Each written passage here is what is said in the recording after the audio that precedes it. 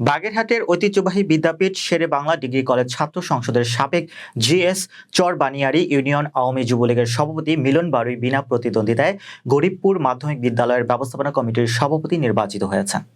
চিতলমারী প্রতিনিধি জানান, বিদ্যালয় ব্যবস্থাপনা কমিটির সভাপতি পদে একক প্রার্থী থাকায় ব্যবস্থাপনা কমিটির নির্বাচনের প্রিজাইডিং অফিসার ও উপজেলা মহিলা বিষয়ক কর্মকর্তা মোহাম্মদ হাফিজুর রহমান সভাপতি পদে মিলন বারুইয়ের নাম ঘোষণা করেন। এ সময় উপস্থিত ছিলেন বিদ্যালয়ের প্রধান শিক্ষক কিশোর বালা, অভিভাবক সদস্য অসিত বারুই, কালীপদ ঘরামি, চিন্ময় পোদ্দার, সোনানন্দ বিশ্বাস, রীতা সরকার, শিক্ষক প্রতিনিধি মোহাম্মদ মতিউর রহমান, সুকেশ চন্দ্র মণ্ডল, লতিকা বালা, দাতা সদস্য ভদ্রকান্দ বিশ্বাস প্রমুখ।